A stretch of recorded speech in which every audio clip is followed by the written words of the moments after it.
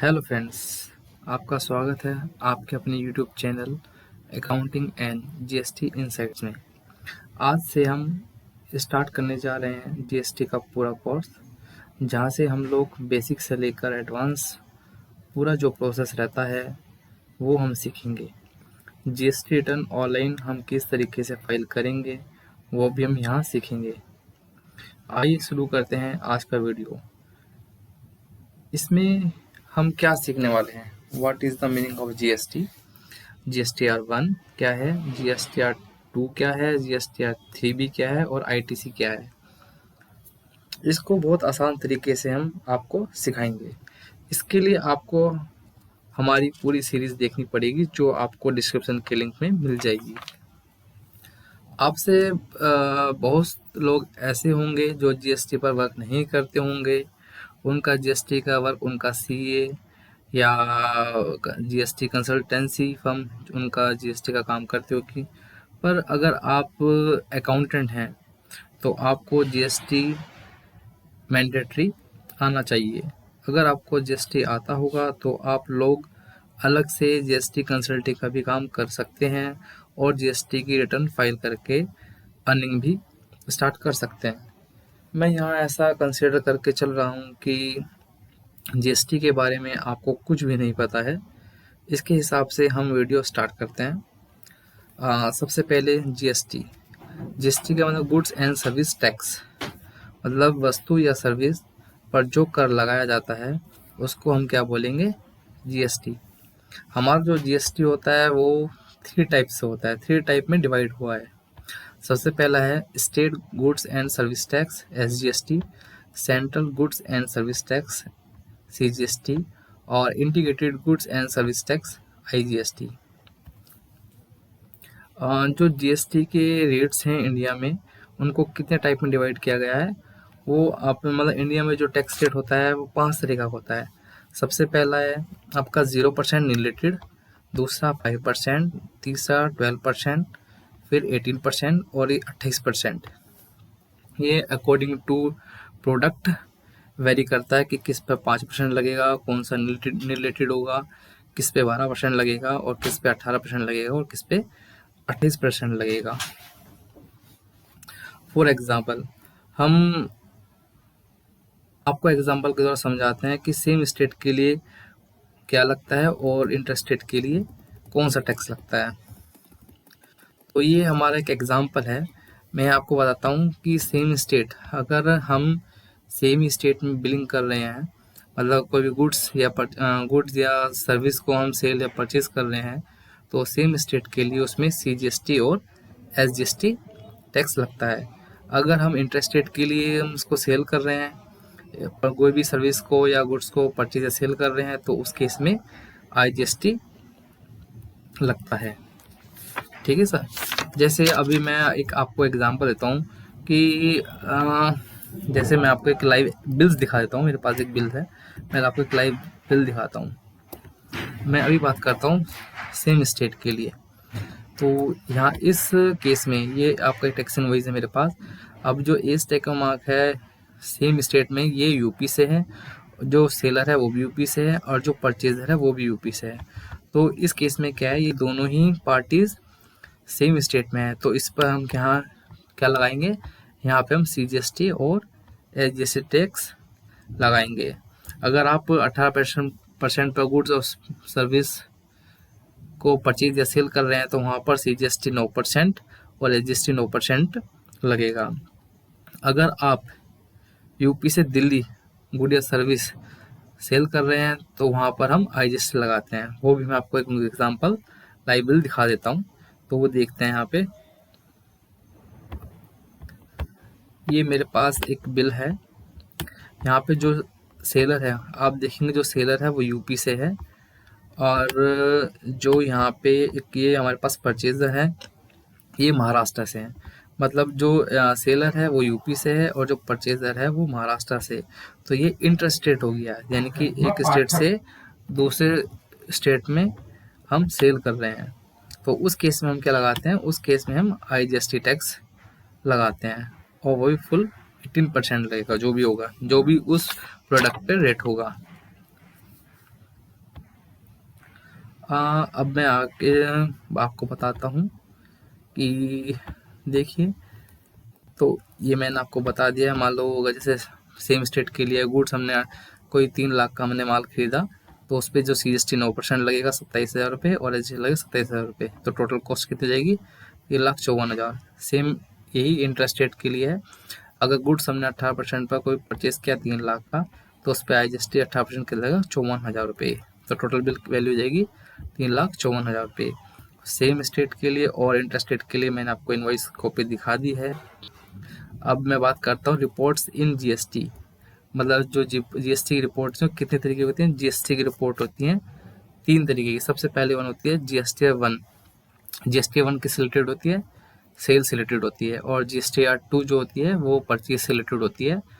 और जो GSTR 3 भी होती है वो सेल टैक्स माइनस परचेज, मतलब जो भी हमारा सेल के ऊपर टैक्स बनता है वो माइनस करते हैं, टैक्स लायबिलिटी माइनस परचेज पर जो हमें इनपुट मिलता है, इनपुट ITC। तो अब यहाँ पे ITC इनपुट टैक्स क्रेडिट क्या है, ये मैं आपको आगे बताता हूँ लाइव एग्जांपल के साथ। सबसे पहले मैं बात करूँ GSTR 1, अ मंथली और quarter returns that summarise all outward supply of goods and service made by a taxpayer. मतलब GSTR 1 में पूरी सेल रिपोर्ट होती है, मतलब आउटवर्ड सप्लाई। अगर हमारा जो बिजनेस है, मैं मान के चलता हूँ हमारा एक वाटर मशीन सेल आउट का बिजनेस है, जब हम उस मशीन को सामने वाली पार्टी को सेल आउट करते हैं तो हम सेल इनवॉइस जनरेट करते हैं, और इनवॉइस का जो पूरी डिटेल या समरी होती है वो GSTR 1 में आती है। फिर मैं बात करता हूँ GSTR 2 की। तो GSTR 2 में क्या है? अ मंथली और quarterly returns that summarise all inward supplies of goods and service receive by a taxpayer. मतलब GSTR 2 में परचेज की पूरी डिटेल होती है। जैसे मतलब जैसे हमारा जो बिजनेस है वो वाटर मशीन को सेल आउट करने का। अब हम उस मशीन के लिए कोई भी पार्ट्स हम परचेज करते हैं, तो जो हमारा परचेज इनवॉइस मिलेगा उसकी जो पूरी रिपोर्ट या समरी किस में आएगी? GSTR 2 में आएगी। GSTR 3B, a monthly returns that summarize all outward and inward supplies of goods and service made by taxpayer along with the payment of taxes। मतलब GSTR 3B जो है उसकी जो रिपोर्ट है वो ऑटोमेटिक जनरेटेड होती है, मतलब सेल टैक्स माइनस परचेज हम जो करेंगे, हमारा जो GSTR 3B है वो हमारा जनरेटेड हो जाएगा। आई होप आप समझ गए होंगे इन रिपोर्ट्स के बारे में। अभी आपने सुना होगा ITC, मतलब ITC टैक्स क्रेडिट। जब हम GSTR 3B फाइल करते हैं तो उसमें हमें जो मिलता है वो इनपुट टैक्स क्रेडिट होता है। इसको हम डिटेल में आगे समझेंगे क्या होता है इनपुट टैक्स क्रेडिट। मैं ये एक यहाँ पे एग्जांपल है कि मतलब हमने कोई जो हमारी परचेज है वो इसमें आती है हमारी GST 2 में आती है, और जो हमारी सेल होती है वो किसमें आती है? GSTR 1 में।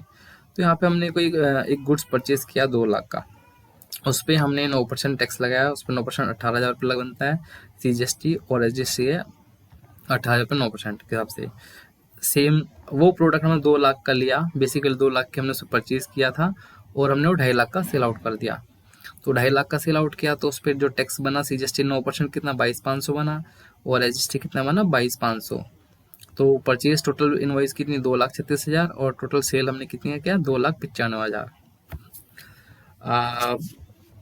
अब होता क्या है, जैसे 3B जो ये 3B है इसके बेस पर ही जनरेट होती है। वो हमें देखते हैं तो जैसे कि ये हमारा वो हम देखते हैं कि जैसे हमारा ये एग्जाम्पल है। अभी जो गवर्नमेंट कहती है, मैं पहले आपको एक चीज़ बताऊँ। अभी जो गवर्नमेंट कहती है आपने कस्टमर से टैक्स के नाम पर जो पैसा लिया है वो लोग हमें पे कीजिए। ये तो गलत बात हो गई। यहाँ पर हमें पूरी टैक्स अमाउंट पे नहीं करनी है, मतलब यहाँ पर हमें ये पूरा टैक्स अमाउंट पेमेंट नहीं करनी है। पर कौन सी अमाउंट पे करनी है? जितना प्रॉफिट किया है आपने उस अमाउंट पर टैक्स पे, मतलब हमने कितना प्रॉफिट किया भाई, हमने 2 लाख पे हमने टैक्स पहले पेमेंट कर दी थी। अब हमने प्रॉफिट कितना हो? 50,000 का। 50,000 प्रॉफिट हुआ तो हम किस पे टैक्स पेमेंट करेंगे? इस 50,000 पे हम जो टैक्स पेमेंट करेंगे।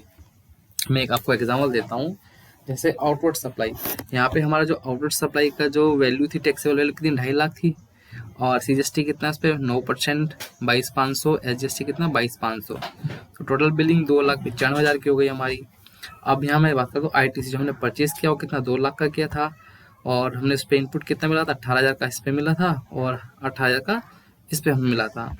तो अब जीएसटी, अब हमारा जो जीएसटी रूल है वो क्या बोलता है, एज पर जीएसटी रूल्स मतलब टैक्स लाइबिलिटी, मतलब जो tax liability minus eligible ITC बराबर पेएबल अमाउंट।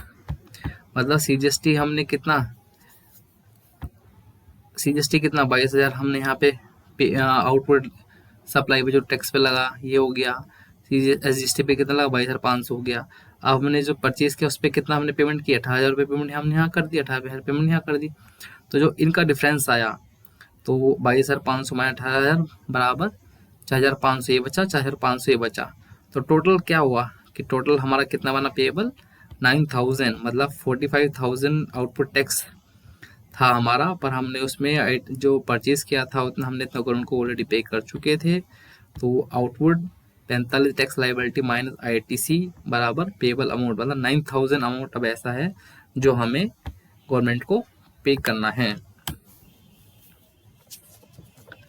अब मैं आगे चलता हूँ, यहाँ पर हम कितना टैक्स पे करना होगा हम देखते हैं। यहाँ फॉर्मूला क्या कहता है ये मैंने आपको बता ही दिया है कि हमारा जो फॉर्मूला कहता है वो tax liability minus eligible ITC बराबर पेएबल अमाउंट। अब मैं आगे आता हूँ, इस तरह से हम जीएसटीआर 3B की कैलकुलेशन करनी होती है। जो जीएसटीआर 3B होता है ये ऑटोमेटिक जनरेट होता है। अब मैं आपको एक दूसरे एग्जांपल लेके सिखाता हूँ, बताता हूँ कि कैसे हम उसको दोबारा कैलकुलेट करते हैं। मान लीजिए ये एक हमारा एग्जांपल 2 है। सबसे पहले यहाँ पे हमने परचेज किया कितना 6 लाख का, ठीक है, बेसिक वैल्यू उसकी 6 लाख है, और 6 लाख पे हमने जो सीजीएसटी अमाउंट 9% कितना 54,000 पेमेंट की, एसजीएसटी पेमेंट की 54,000 रुपये। अब हमने उसी माल को आगे सेल आउट, मतलब जो उसमें से कुछ प्रोडक्ट कुछ माल हमने सेल आउट कर दिया उस बंदे ने 5 लाख का। अब उस 5 लाख में टैक्स कितना 45,000 रुपये हमने कस्टमर से लिया, और 45,000 रुपये हमने ये लिया, तो टोटल 5,90,000 रुपये हो गए।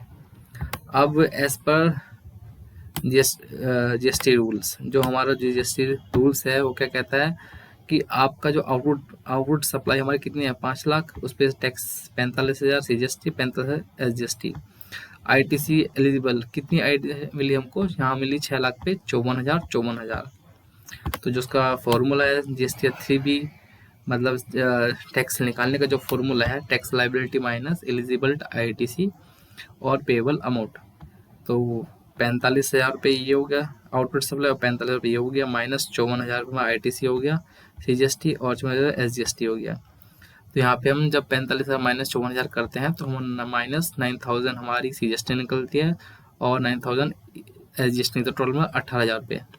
मतलब जो यहाँ पे हमारा आईटीसी टैक्स लाइबिलिटी से ज़्यादा है, तो जो ये अमाउंट है तो इस केस में हमें कोई टैक्स पेमेंट नहीं बनेगी। इस अमाउंट को हम नेक्स्ट जो भी रिटर्न होगी मंथली या क्वार्टरली, जिस रिटर्न में हमारा टैक्स पेएबल बनेगा, तो हम इसको उस रिटर्न में उससे इसको एडजस्ट कर सकते हैं। चलो मैं आपको एक और एग्जांपल लेता हूँ, आपको और अच्छे से समझाता हूँ। तो एक नया एक एग्जांपल है, मान लो जीएसटीआर ये है, परचेज हमारी किस में आती है जीएसटीआर 2 में आती है, और सेल किस में आती है जीएसटीआर 1 में आती है। सबसे पहले मैं बात करता हूँ कि परचेज, हमने यहाँ पे 4 लाख का माल परचेज किया। अब इसमें आईजीएसटी है, हमने अदर स्टेट से परचेज माल किया, तो उस पर हमने आईजीएसटी इतना पेमेंट किया 72,000 रुपये, तो टोटल अमाउंट हो गया 4,72,000 रुपये। अब मैं सेल बात कर रहा हूँ कि हमने गुड सेल किया 18% 5 लाख रुपये। अब उस 5 लाख को बाइफिकेशन कर दिया हमने कि सेंट्रल सेल जो की हमने 2 लाख की, 2 लाख पर 18% आईजीएसटी लगा 36,000 रुपये, तो ठीक है। और जो लोकल सेल हमने 3 लाख रुपए की लोकल सेल, तो उस पर CGST 9% 27,000 रुपये और SGST 9% 27,000 रुपये। अब जो GST 3B का जो GST का जो रूल कहता है, जो हमारा फॉर्मूला है टैक्स लायबिलिटीज निकालने के लिए, पेमेंट अमाउंट निकालने के लिए, तो सबसे पहले टैक्स लायबिलिटी मैं आउटपुट सप्लाई की देखता हूँ। तो यहाँ पे IGST हमने कितना पेमेंट किया, 36,000 रुपये कस्टमर से लिए हमने, और CGST कितना लिया, 27,000 रुपये, SGST कितना लिया, 27,000 रुपये। अब हमारे पास ITC कितनी है, ITC जो हमारे पास 72,000 है, 72,000 रुपये। तो सबसे पहले IGST में आउटपुट टैक्स लायबिलिटी 36,000 माइनस 72 बराबर माइनस 36,000 रुपये, और CGST कितना है, 27,000 रुपये, SGST कितना, 27,000 रुपये। तो इस केस में ये हमारा तो पेबल अमाउंट कितना बना हमारा, 18,000 रुपये। तो हमने इस तरीके से कुछ एग्जाम्पल लेके सीखा कि GSTR 1 और GSTR 2 या GSTR 3B किस तरीके से फाइल होती है, और एलिजिबल ITC क्या होती है, और पेएबल अमाउंट किस तरीके से निकाला जाता है। सो अगर आपको हमारी वीडियो से थोड़ी सी भी हेल्प मिली हो तो हमारी वीडियो को लाइक ज़रूर करना, और हमारे कमेंट बॉक्स में जाकर एटलीस्ट कुछ ज़रूर लिखना, ताकि हमारा मोटिवेशन के लिए हमें मोटिवेशन मिलता रहे और हम ऐसी वीडियो आपके लिए लाते रहें। Okay, thank you.